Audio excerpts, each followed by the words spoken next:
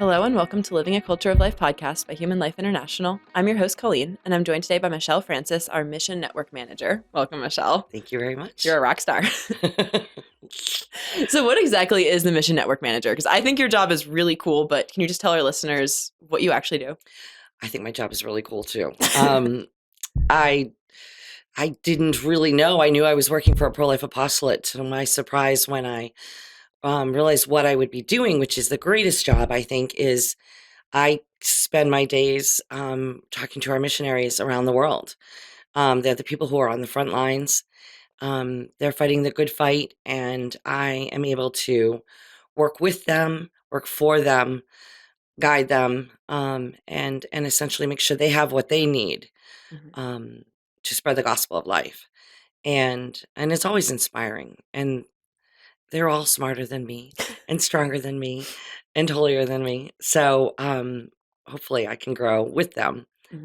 But yeah, I'm very blessed. Yeah, it's so cool that you get to have those individual conversations with different affiliates and find out what's going on around the world. Like I get a tiny little bit of that seeing the stories that you send us, and that's so cool that you get those personal relationships with all of them and getting to know them. Yes, I do. It is amazing because I realize how much I didn't know coming in, how much I didn't understand of what is going on around the world, and how incredible all these cultures are. Yeah. And to see the work they're doing, to even to see their landscape when they send me certain photos and kind of get a taste of their culture through them, through their stories, through the conversations. And I just feel like my brain has just kind of exploded and my heart has been stretched to love so much more than I did before I came to HLI. Yeah. And it's remarkable. It's really funny because when I had Lou on the podcast to talk about Uganda's anti-homosexuality bill, he said the exact same thing where he was like, I didn't know that much about HLI before I started. Like I knew it was Catholic, I knew it was pro-life. And I was in the same boat. I was like, oh, it's a Catholic pro-life organization. Right. And it's been so cool to work here and hear the different stories and find out all the different challenges that are being faced around the world, but also all the wins and all the hope. And the hope is really one of the big things we're talking about today because we had that exciting story get picked up by the Babylon Bee live action about the Natola Secondary School. Is that how you say it? Natola? Okay. Natola Secondary School. And can you just tell the story to our listeners? They might have read it in other places. What actually happened there? What did the school kids do when Planned Parenthood showed up? So in Malawi, Yes. we have our HLI Malawi and our affiliate. His name is Father Zikomankhani. And he's a wonderful priest, wonderful man. And every beginning of every term, he goes to these schools and he speaks. It's sort of his youth chastity program. And he speaks to schools and to the students throughout Malawi. And he just shares the gospel of life with them. And at this one school that he has been attending, going to the beginning of every term for, a few years now, it's a government school. So they get both sides and they're blessed to have Father Zikomankhani come in. Well, about a month ago, International Planned Parenthood sent their Malawi branch in to speak to the children about contraceptives, about condoms, about pro-abortion, all the anti-life issues. And when they came in and they had a big box of condoms and a big box of contraceptives, and they came in, they started speaking to the children. And the children instantly knew that this is untrue, that this is wrong. And they actually physically chased them out of the school. They chased them out of the school. They weren't having anything of it. Average age, about 15-year-olds. Yeah. And then they took the boxes and they set them on fire. I mean, it was a really clear message. Like, we're not having it. And it's remarkable. It's great. I love how everyone's been reacting. I guess it wasn't the Babylon Bee. It was not the Bee, which is the true story the true news stories that picked it up. But like live action had something on it. I think EWTN was going to have something. And I just right. Lifesite News. I've just been reading the different comments and seeing people reacting to it. And everyone just thinks it's the most hilarious story ever. And yeah, I remember you sent it to us and I sat there in my office and I was like, this is fantastic. And then there was another part of the story, which was that after we started doing chastity education at that school, I don't know when. Do you know when we started going there? I mean, it's been a few years. Okay. Yeah. A couple of years. Anyway. Yeah. All the teen pregnancies stopped. Yeah. And that's what the headmaster told Father Z, that, as soon as you started doing this abstinence-only chastity education, we haven't had any more teen pregnancies. That's right. And that's incredible. It is incredible. And I think it speaks to the human condition too, that we are, with all our wounds and so forth, we recognize truth and we want truth.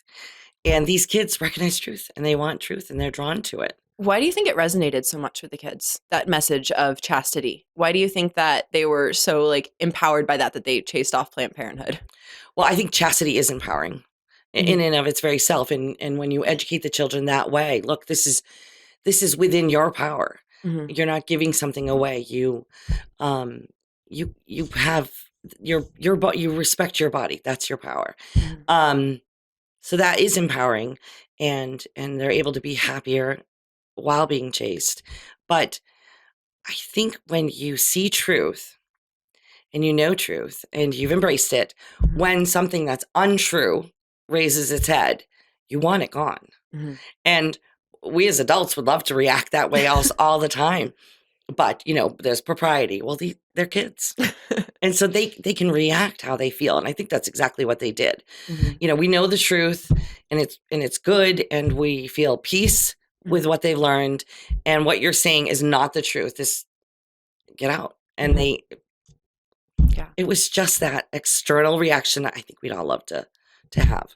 So can you tell me a little bit more about our chastity programs then, especially the ones that Father Zikomankhani does? I know we do them in other countries as well, but let's start there because our listeners, if they have heard the story, we're kind of giving some backstory. This is what we're doing. This is the challenges we're facing. So what does our chastity education program that goes to these schools, what does it emphasize? What does it teach? As far as emphasizing, I would say emphasizes love. But of course it's age appropriate. So it's going to be geared to whatever age that they're speaking with. But a lot of it is really focused on each person's individual dignity. Mm-hmm. And what love is and what sex is actually for. Mm-hmm. And just giving them the tools to be able to identify a healthy situation, mm-hmm. And a prudent situation, and one that maybe is not. Teaching them self-control, mm-hmm. All these things, and the kids are freed. They're freed from this burden that they're supposed to not be kids.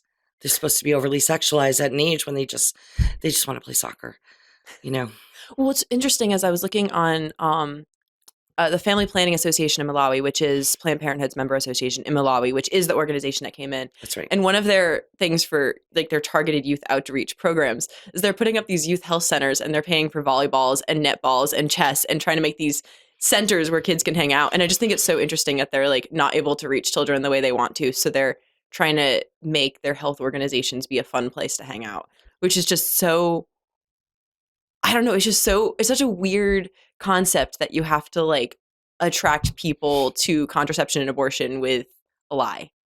Like that's not what they're about. Right. It's a seduction.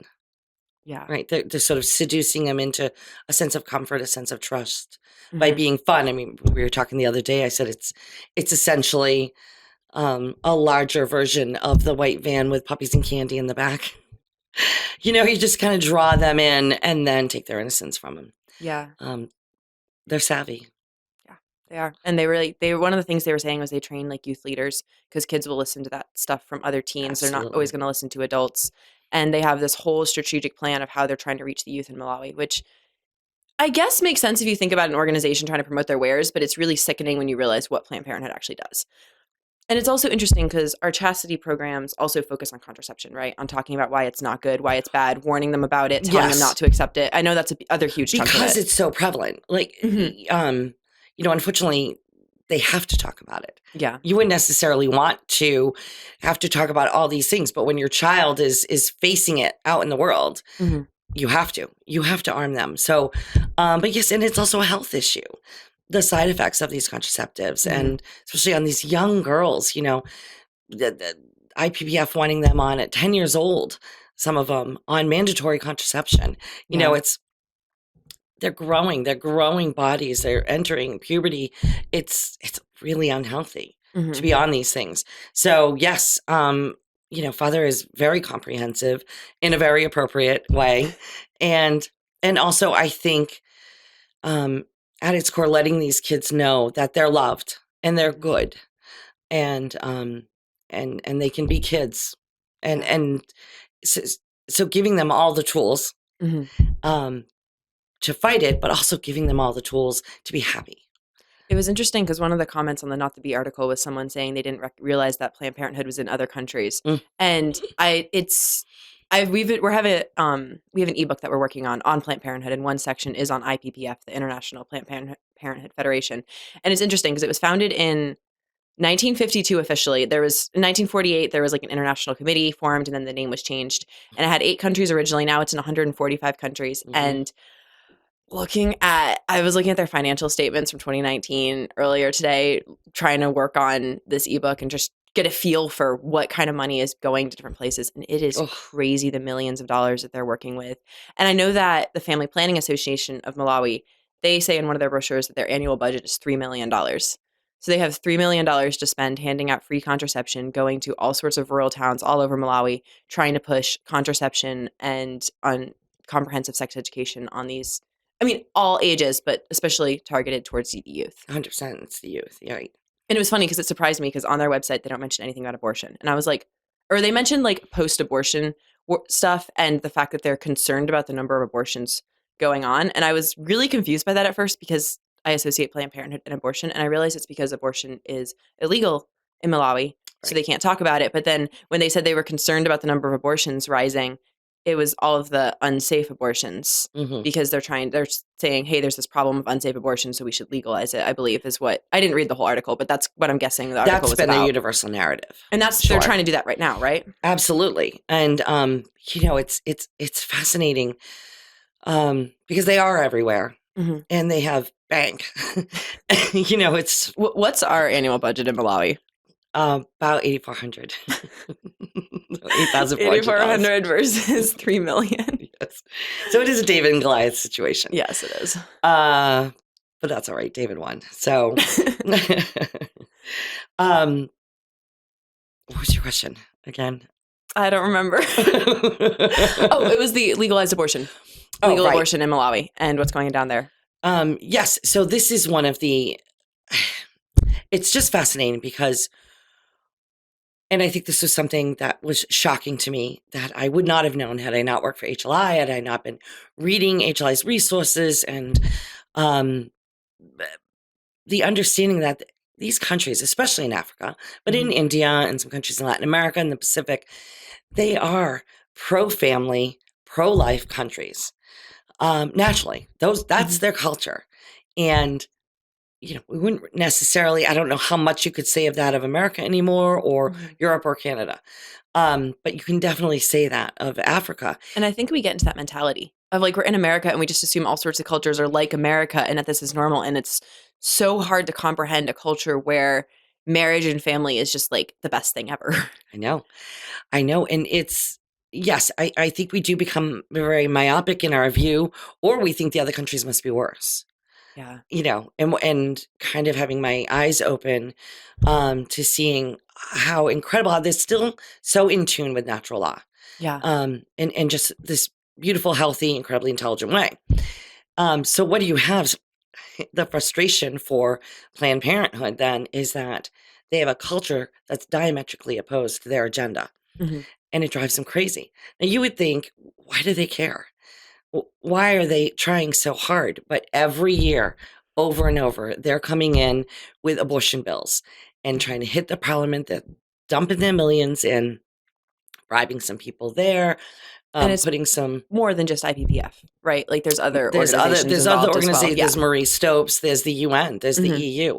Everybody's got their fingers in these beautiful African countries, and determined to change their culture. Determined to change their culture to colonize them. Yeah, and Malawi and as many other African countries just keep saying no, and they keep pushing back. And this is their country, and this is their culture, and they have made their voice so clear. We do not want this, over and over and over. Even the parliamentarians have been very clear. And now, with the bill coming in that they've tried this year, is they're bypassing Parliament. They're bypassing the people, and they're going for the courts. Which is what they did in America. That's I believe exactly what they did. Father Z had said that if it does go through the courts, the Parliament then has to like reaffirm it, but they're still trying to bypass initially, trying to get it through the courts that way. That's right. How long have they been trying to legalize abortion in Parliament in Malawi. I think it was back to 2016. Yeah, that sounds about right. I loved the story from last year. That's like one of my favorite. We get so many great stories from Father Zikomankhani. Like the story of the kids chasing off Planned Parenthood. And then there was one last year where they were trying to push the abortion bill through. And I believe he met with the chaplain for Parliament and was like, hey, by the way, this is a really bad law. And the chaplain then met with all the Catholic parliamentarians. And one of them stood up the next day in Parliament. Let me find the story here. The following day, one of the parliamentarians stood up in the House and openly said, "We have a lot of important bills to discuss in this House. We don't want to waste our time on issues that will not benefit our people. Without fear," he said, "if someone tries to do so, as Catholic lawmakers, we will boycott the seating." And I just love that the Catholics just stood up and they're like, we're going to walk out. Like, we're not going to support abortion. This is a waste of time. If you try to get this on the floor and try to waste our time with it, we're just leaving. Yep. It's so beautiful and it's so clear. And yet, the next year they come back again. And they try it. And they try it. Now they're trying it through the courts. So you cannot not look at this as a colonization. You have to see that they are forcing these people to have a belief system, forcing a belief system and ideology on them that they don't want.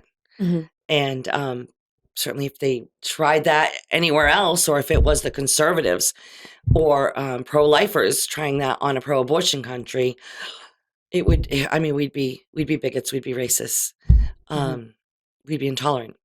Okay, so we do the chastity education in schools, which is helping students to embrace chastity, understand God's plan for marriage. What else does Father Zikomankhani do? So one of the interesting things about Africa is radio and TV is hugely effective and influential, especially radio. Okay. And so Father Zikomankhani for years has been having weekly radio shows. And I would say for the last couple of years, it started with TV programs. And he just speaks on whatever needs to be spoke on for whatever spectrum of the gospel of life.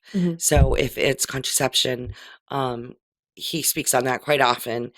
Euthanasia, abortion, any of the gender ideology things. The upcoming bills too, I believe. He absolutely speaks up the upcoming bills to inform the people, right? This is their right to know what's trying to be pushed through in their country. And also a lot of times they're just using vague language like sexual and reproductive health instead of saying legalized abortion, legalized homosexuality. That's right. I mean, they're so sly. So, which is one of the important things that HLI does throughout Africa, throughout the world, is when some of these things are presented, we have our affiliates that are lawyers and very involved, know how the governments work, are able to go through these bills and break them down, and then go to the parliamentarians and say, because some of these bills are 200, 400 pages long, and nobody wants to read them. So sometimes they could pass through things they don't really understand. They're like, oh, yes, we don't want violence to young women. Well, sure. No, I mean, of course. But they don't read all the words underneath. So when it's presented to them that, no, this is what this bill actually says, holy smokes, that's crazy. And it's important. And so Father Zikomankhani is able to do that through the radio so the people know. He also does some seminary training, which is awesome, which is amazing. Yep. And they need to know, they need all of this, and counseling. And as a priest, he's sort of automatically led into situations of counseling. Yeah. But through his radio program and his TV program, he's also had excellent opportunities where people will hear what he has said. Say, I'm struggling with that too. I don't know what to do. And so they'll call the radio station or they'll call the TV station. And he will go and he will meet them. He is so hands-on. He travels all over Malawi and gets... and that's not easy. Traveling around Malawi is not easy. No, it's really not. And whether he has car issues or he needs to take buses or places that you can only get to on a bike,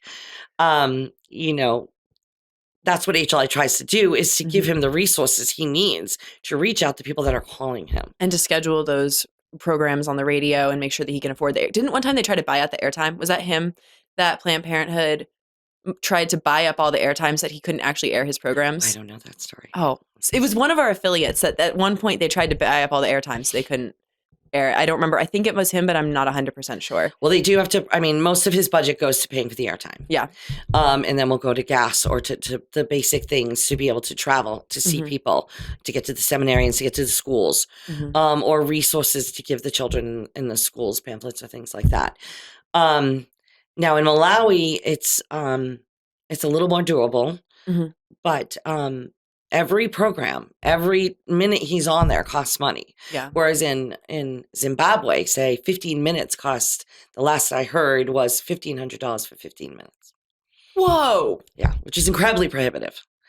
So it's tough. Now, if we were IPPF, if we had our budget of $3 million, that wouldn't per be a country. problem. That wouldn't be a problem. So yes, and he has some beautiful stories where, women have called in, my marriage is falling apart. I was on contraceptives. I found out I'm pregnant now. My husband thinks I shouldn't be pregnant because I did something. And he's able to go there and he's able to reach out to these people and bring families back together, or young couples whose parents are furious because she got pregnant. And he's able to go in there and reunite the family and strengthen the family, and have them rally around each other. So it's not just, no, you have to keep the baby. Here's a pack of diapers. No, right? it's very much healing. Oh, it is. It's a community work. I loved the story we got last year. This was like around the time that I started working here. We got the story of this woman who was in this like rural mountain town in Malawi that you can only get to by bike, which I'm assuming is also motorized bikes as well as bicycles. But Moped. she was on contraceptives. I believe it was, I'm not sure what type. It was hormonal contraceptives. I don't know what type. And it's just funny because I had this image in my head when I saw that you could only reach there by bike of just like that scene from The Wizard of Oz where the Wicked Witch of the West, or I think it's before she's the Wicked Witch of the West, it's the lady back in Kansas, but she's on her like bike and it's like the do-do-do-do-do-do-do-do-do with like her little basket. And I was just picturing like Margaret Sanger on that bike with like the free condoms, just like handing it out, biking to like these towns. There are similarities. There are physical similarities.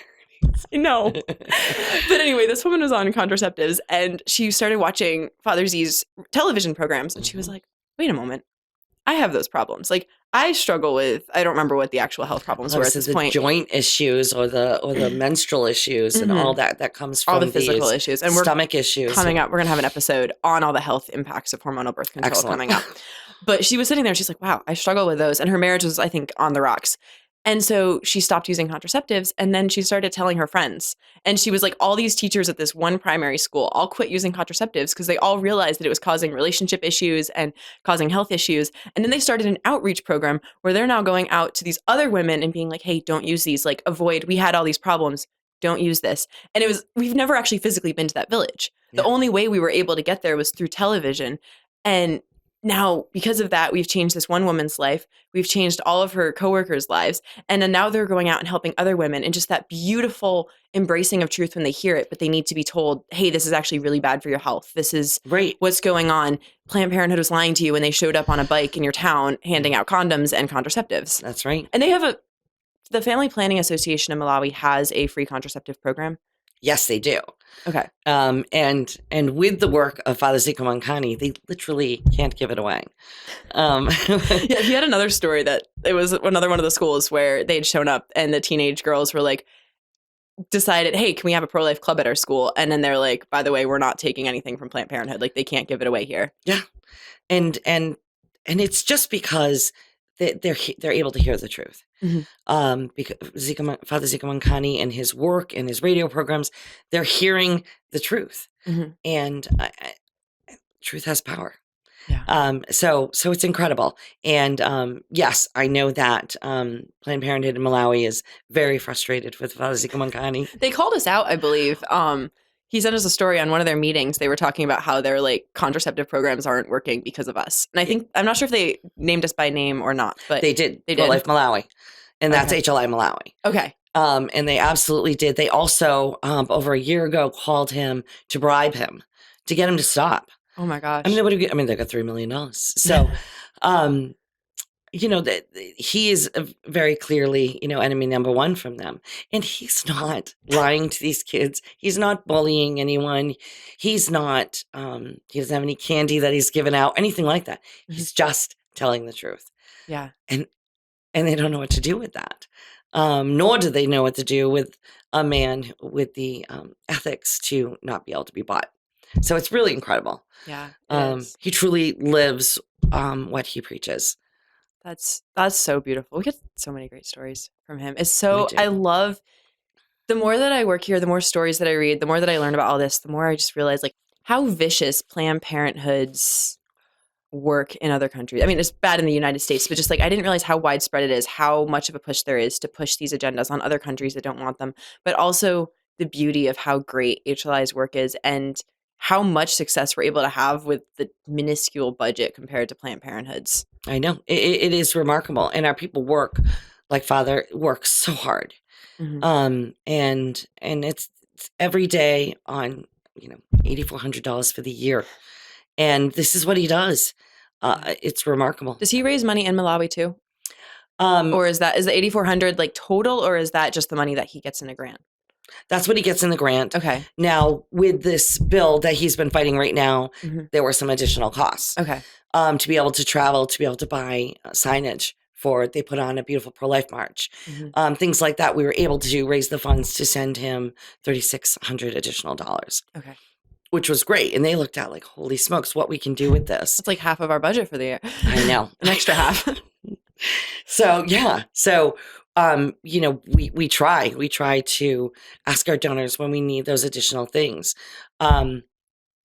Because like I said, I mean, if we were able to raise his grant, he would just go to more places. Yeah. And he into would more be on the schools. radio more. Have more school kids chasing out Planned Parenthood. Yep. He could have a larger team, Yeah. do more counseling, reunite more families. Mhm. That's what he would do. That's the so dream. right. And he takes so little, almost nothing of it for himself. I thought it was interesting that the one school had the kids who wanted to start the youth club, because the fact that we have pro-life youth clubs, I've seen it from other affiliates in Africa too, that they're trying to start these. They're training seminarians who then start these youth clubs in parishes. And at first I was just, I don't know, I picture like the American view of like kids sitting around eating pizza talking about how great life is. And like, that's great, but like how effective is it? But then I was reading Planned Parenthoods and they basically do the opposite. They're starting youth clubs that are pro-abortion, contraception, all of that. And so just realizing that this is a cultural phenomenon, that the anti-life groups realize that starting youth clubs is a very effective way to influence people, and that we're training seminarians and we're helping start pro-life youth clubs that are doing the opposite. And I still don't fully understand the extent of what goes on in those, but just realizing that it must be effective if Planned Parenthood's doing it. Yes. And the problem is Planned Parenthood has been doing this, probably started back in the 60s, going into the schools. Mhm. And At least in Malawi, it's sooner, but in other countries. in other countries, and it's like, say, even in America. Mhm. And being allowed to have these conversations and these agendas and spread their ideology. And they were very wise. I mean, savvy, not wise. I don't want to give them that, but savvy. To see that you go after the youth. Mhm. And it's a long game, and they waited, and look where we are now. And so we just need to do the opposite, right? That's right. So that's what HLI is doing. We're in there, and we're doing the counseling, and we're taking care. We have the crisis pregnancy centers or the pregnancy care centers, Mhm. and the NFP, and we train the seminarians. We train the youth. We expose them to the truth, Mhm. and it's a long game. It is. For us too. So, the culture has been not, obviously they're not, they haven't taken over Africa yet. But say even in America, maybe it'll take America another 60 years to go back to a culture of life, Mhm. and a culture of family and the worth of every individual, and dignity. But it's something that we have to do, and it's something that HLI does. I So love the stories of the education programs when they're so successful. Like mm, it's such an effective way to reach so many people. mhm. Because we had one story from Nigeria where they had trained nurses, and then this one nurse showed up at her friend's house and her friend had the abortion pill sitting there on a table, and she's like, hey, no, like was able to use all the skills that we'd given her in training to be able to counsel this woman, and she ended up choosing life for her child. And so just realizing that when you train one individual, that individual can go out and help so many people, and that's really an effective grassroots way to be able to spread the culture of life, to help seminarians be able, when they become priests, to be able to educate, counsel couples, Mhm. counsel moms with crisis pregnancies, teach the youth, encourage them. And then on the flip side, you can train medical professionals and they'll be able to incorporate, not tell women to use contraceptives, not tell them to get abortions. Just how beautiful that is. And then training the youth. And you end up with stories like this one where the kids are literally chasing Planned Parenthood out of their school saying, even if the teachers let them into the school, they're saying, no, we don't want you here. Right. Well, I mean, it's very much the same idea as what the apostles did, right? You go out and spread the word. And I think that's another beautiful aspect of HLI, which is we're not just, and not that this is important, working with the individuals and saving that baby. That's priceless. So I'm not undermining that at all. So, but we do that, but we also train people to go do that as well. And you're right. And that's how it spreads. And you tell students, you tell them the beauty of chastity, the beauty of waiting till marriage, then the beauty of welcoming children in marriage, which means that you're not having those teen pregnancies, which is eliminating the crisis pregnancies that are causing this in the first place. That's right. Because when you just tell kids to have sex and use condoms or use hormonal birth control, it's going to fail. There will be a crisis pregnancy, and then Planned Parenthood swoops in and says, we'll offer an abortion. Right. But it's a death solution, right? We're just going to, our solution is death. And that makes sense. When that is your circle, the solution is death. And of course, what we're seeing, especially with Father Zikomankhani, is, Malawi's population is growing. And unlike, especially throughout Europe, these countries are dying. They have an expiration date. They're not, more people are dying than are being born. And when you step back, you think that the president of the country or the parliamentarians in these different countries would step back and say, we now, as Germans or as French or whomever we are, we have an expiration date because we're not replacing our society. And eventually there will be no more Germany. Whereas in Malawi, they're growing and it's beautiful. It is beautiful. I absolutely loved. So I was looking through Planned Parenthood's outline for sex ed, because apparently that's what the Family Planning Association of Malawi, the ones who showed up at the school, use. And it cracked me up, because one of their framework things says that abstinence-only programs are ineffective. I'm just I wonder how ineffective they were when the students were refusing to listen to this program. And we're like, no, we want to remain chaste. Leave our school. We don't want these condoms. We don't want this contraceptives. And they just torch it. That's right. And they've remained chaste. I think that's pretty darn effective. It seems very effective to me. Well, thank you so much for joining us, Michelle. This has been great. Happy to be here. Yeah, I wanted our listeners to be able to hear the broader context of the story, hear the great work we're doing, and we get so many great stories from Father Z and from all of our affiliates. And thank you to all of our donors who donate. You are doing such a great work all over the world. Thank you. Thank you for joining with us to be able to accomplish these great things. And thank you, Michelle, for joining us today. I love hearing you talk about affiliates. You light up and you just love the mission so much, and it's so apparent. Wow, it's easy. Thank you. And to all of our listeners, please subscribe, check out the new ebooks we have coming up. When we release the Planned Parenthood one, I will put it in the description so you can get it there. And in the meantime, check out our other ebooks and keep on living the culture of life. God bless.